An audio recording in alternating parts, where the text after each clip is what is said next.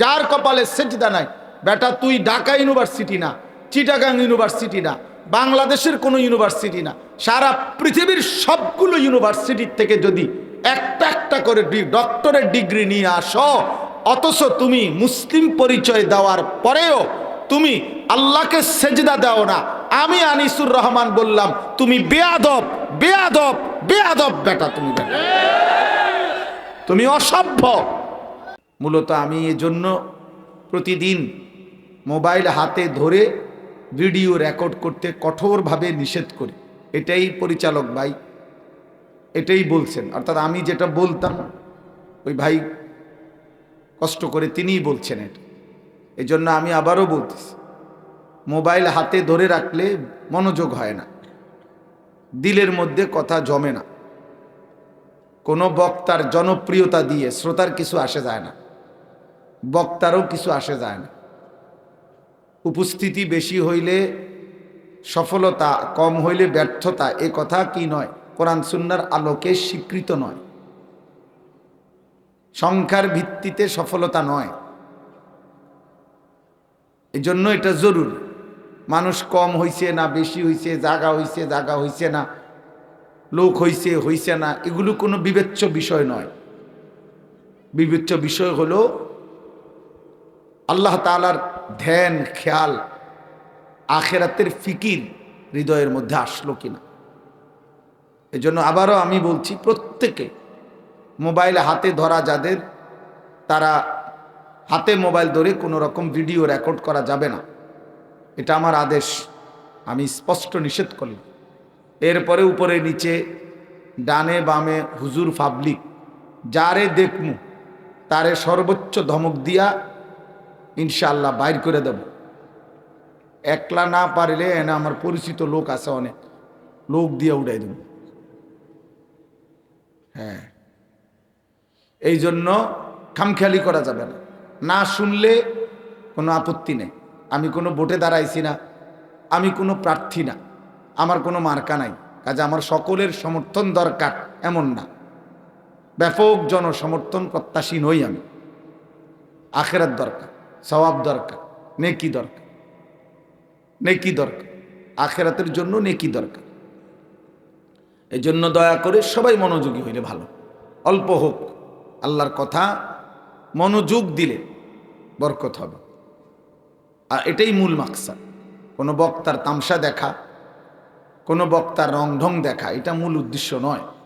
কারো সুর, কারো হুঙ্কার, কারো ঝংকার, কারো চিৎকার, কারো কান্না, কারো হাসি, কারো মস্কারি, এগুলা দিয়ে আওয়াজ না। আল্লাহর কথা মনে পড়া, আখিরাতের কথা মনে পড়া, হৃদয়ের মধ্যে উপদেশ আসা, দিল নড়া, বিবেকের অনুভূতি জাগা, এটা মাকসাদ। এটা না হইলে ফায়দা নাই। আপনি বলবেন যে তারা মাহফিল করছে, লোক হয়েছে, সব মাহফিলে লোক হয়, বাকি মাহফিলে কি মশামাছিনি হয়? তো আর কি, এটা মেয়েদের আশ্চর্য কি, সবাই তো এরকম প্যান্ডেলেই বাঁধছে, পোস্টার, হ্যান্ডবিল, মাইক, এনার আহামরি কি, নতুন তো আর কিছু নাই এখানে। অতএব এগুলো কিছু।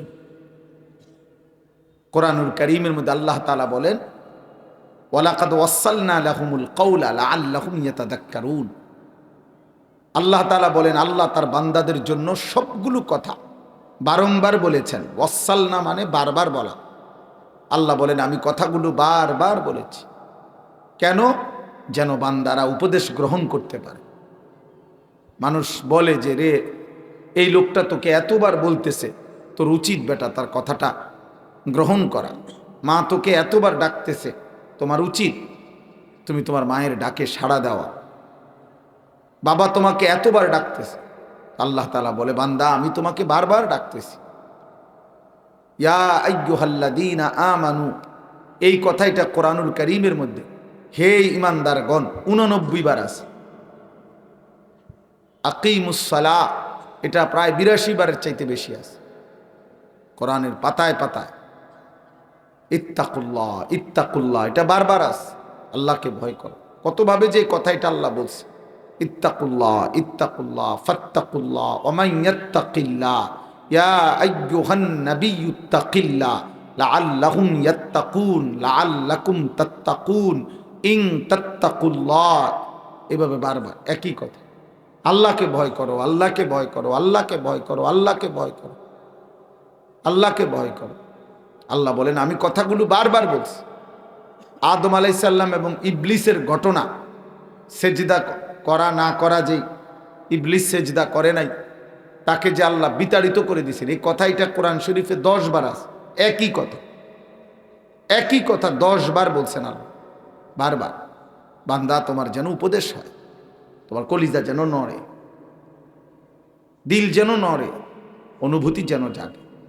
ও আনজালনা ফিহা আয়াতিন বাইয়িনাত লাআল্লাকুম তাযাক্কারুন। আল্লাহ বলেন আমি আমার আয়াতগুলো আমি আল্লাহ স্পষ্টভাবে বিস্তারিত করে নাজিল করেছি যেন তোমরা উপদেশ গ্রহণ করতে পারো। ইয়াইজুকুম লাআল্লাকুম তাযাক্কারুন। আল্লাহ বলেন আমি তোমাদেরকে ওয়াজ করছি কেন, যেন তোমরা উপদেশ গ্রহণ করতে পারো। এক কথা কোরআনে আল্লাহ বলছে বারবার, বান্দা আমি উপদেশ চাই, তুমি নসিহত নিচ্ছ কিনা, তোমার দিল নড়ল কিনা। তাকশাইরু মিনহু জুলুদুল্লাযীনা ইয়াখশাউনা রাব্বাহুম। আল্লাহ বলেন আমার কোরআনের শব্দ এমন যে শব্দ বাক্যগুলো শুনলে কোরআনের মৌজেজা বৈশিষ্ট্য, যে আমার বান্দার যার অন্তরে আল্লাহর ভয় আছে, সে তার চামড়ার উপরে যে পশম সেগুলো পর্যন্ত শিহরিত হয়ে উঠবে, পশমগুলো দাঁড়িয়ে যাবে। আল্লাহ বলেন এরকম হচ্ছে কোরআন।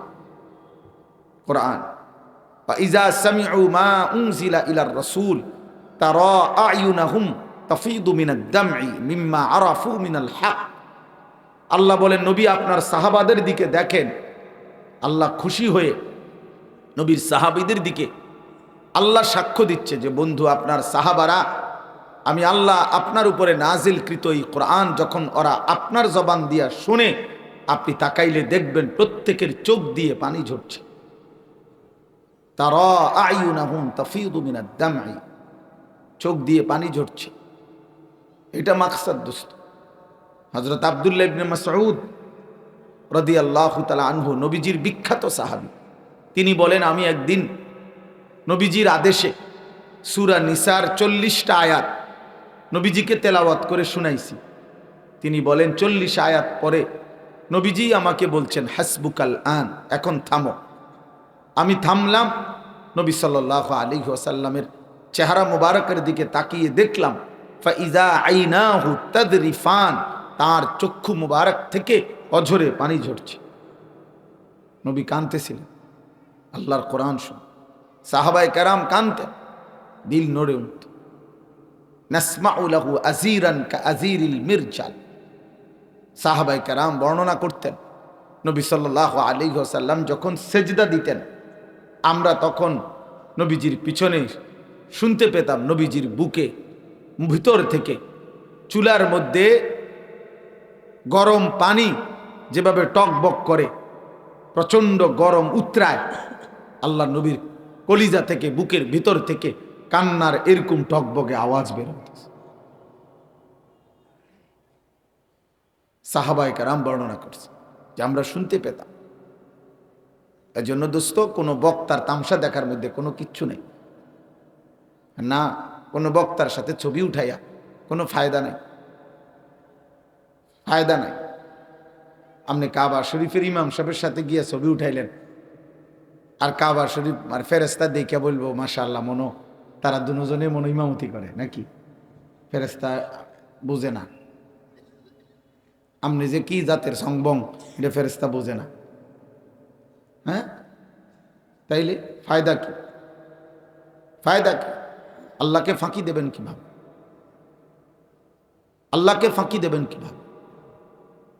আম হাসিবাল্লাযীনা ইয়া'মালুনা আস-সাইয়্যাত আন ইয়াসবিকুনা সাআ মা ইয়াহকুমুন। আল্লাহ বলে বান্দা যারা ভেবেছ প্রতিনিয়ত নাফরমানি করে আমি আল্লাহকে ডিঙ্গায়ে যাবা, আমার থেকে অতিক্রম করে যাবা, আমারে আড়াল করে ফেলবা, যদি এটা কেউ ভেবে থাকো, আল্লাহ বলেন তুমি কিন্তু বড় ভুল মন্দ সিদ্ধান্ত নিয়েছ। এটা তোমার ভুল ধারণা, তুমি আমারে ডিঙ্গাইতে পারতাম। আয়াহসাবু আল্লান ইয়াকদির আলাইহি আহাদ। আল্লাহ বলে, বান্দা, আমার নাফরমান বান্দা কি জানে না? সে কি ভেবেছে তার উপরে কারো কোনো ক্ষমতা নাই? নাই কোনো ক্ষমতা। কথা বলেন না? মিথ্যাবাদীদের সাথে আল্লাহ কুলায় না, বেনামাজিদের সাথে আল্লাহ পারবে না। আল্লাহ চাইলে সেজদা করাইতে পারবে না, আল্লাহ বাধ্য করাইতে পারবে না আমাদেরকে। আল্লাহ বলেন, আমি চাইলে পারতাম।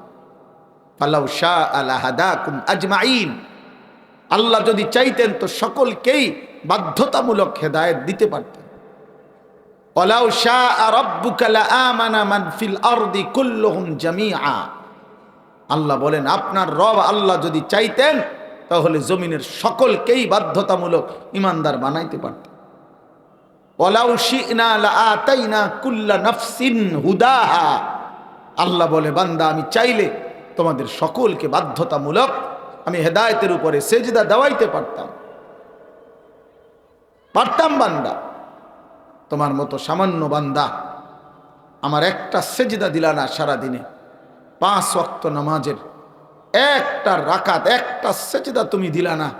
তোমার মতো নাফরমান গাদ্দার রে আমার ফেরেশতা একটা আসার দিলে তোর 14 গোষ্ঠীরও তো খুঁজে পাওয়া যাবে না নাফরমান। আল্লাহকে কি ভেবেছ? আল্লাহ তাআলা বলেন, আমি পারতাম বেটা, কিন্তু জবরদস্তি করে বাধ্যতামূলক করে যদি ইবাদত করাইতাম তাহলে পুরস্কার দিতাম কাকে? তাইলে পুরস্কার দেব কিভাবে? জান্নাত জাহান্নাম হবে কেন? তাইলে আর বিচার হবে কিত্ত? আমি তো জোর করেই করাইছি। এই লাইট তো নিজের ইচ্ছায় জ্বলে না, তো এর আর পুরস্কার দিবে কে? এই লাইটকে যদি কেউ বলে, আপনি হে লাইট তুমি 1 ঘন্টা জ্বলে থাকার কারণে তোমাকে 10টা টাকা পুরস্কার দিল, সে বলবে না আমার এখানে স্বীকৃতিত্ব। এটা তো যারা লাইট চালাচ্ছে তাদের বিষয়, তারা সুইচ জ্বালাইলে আমি জ্বলি, তারা বন্ধ করে দিলে আমি বন্ধ করে দিই। আমার তো কোনো বিশেষত্ব নাই, আমার তো নিজস্ব কোনো ইখতিয়ার নাই, স্বাধীনতা নাই। আল্লাহ বলেন, যদি জবরদস্তি করে বাধ্য করে আমি বন্দিগি করাইতাম তাইলে তো আমার আখিরাত দরকার ছিল না, আমার পুরস্কার দরকার ছিল না, জান্নাত জাহান্নাম দরকার ছিল না, আযাব দরকার ছিল না, বিচারের দরকার ছিল না। এই জন্য আমি তো আল্লাহ চেয়েছিলাম, আমার নবী পাঠালাম, আমার রসুল পাঠাইলাম, আমার কিতাব নাজিল করলাম, আমার নবীকে দিয়ে 23 বছর বলাইলাম, 30 পারা কোরআন দিয়ে আমি আল্লাহ তাআলা তোমাদের কাছে প্রতিটা কথা বারবার বলাইলাম। এরপরে আমি আমার আম্বিয়াদের পরে ওলামায়ে কেরাম, আউলিয়ায়ে কেরাম, কত ইমাম, কত খতিব, কত আলেম, কত মুয়াজ্জিন, কত আজান, চারিদিকে মসজিদ, চারিদিকে মাদ্রাসা, চারিদিকে আল্লাহর বান্দাদের আখিরাতের চিহ্ন, এত কিছুর বিনিময়ে আমি আল্লাহ চেয়েছিলাম বান্দা তুমি খুশি খুশি না দেখে, আমি আল্লাহকে না দেখে, কবর হাসর মিজান ফুলসিরাত না দেখে তুমি আমার গোলামি করবা, আর আখিরাতের দিন আমি নিজ হাতে জান্নাত তুলে দেব তোমাকে। আমি আল্লাহ চেয়েছিলাম এটা, কিন্তু পাত্তা দিলাম। তুমি বিষয়টারে কিছুই মনে করলাম। আমি কয় বেলা ভাত খাওয়াইছি দেখা তুমি আমারে ভুলে গেলা। অল্প কিছুদিন আমি তোমাকে সুস্থ রেখেছি বলে তুমি আমাকে ভুলে গেলা না ফরমান। আহা, স্ত্রী যেন রাগ না করে তুমি নজর রাখছো, বাচ্চা ছেলেটা যেন রাগ না করে তুমি নজর রাখছো, তোমার নেতা যেন রাগ না করে তুমি নজর রাখছো, তোমার কর্মচারী যেন রাগ না করে তুমি নজর রাখছো, তোমার সমবয়সী বন্ধু যেন অভিমান না করে তুমি সেটাও খেয়াল রেখেছ। কিন্তু এত বড় কায়নাত 24 ঘন্টা দিয়ে যেই আসমান ও জমিনের মালিক তোমাকে লালন করছেন, পালন করছেন, তার কথা তুমি একবারও খেয়াল করলে না যে তিনি রাগ করতে পারে। এই জন্য আমি প্রত্যেক দিন এটা বলি যে বেনামাজির চাইতে নিকৃষ্ট, বেয়াদব, অকৃতজ্ঞ আর কেউ নেই। প্রতিদিন আমি এটা বলি, আমার দৃষ্টিতে বেনামাজি, বেয়াদব, যার কপালে সেজদা নাই।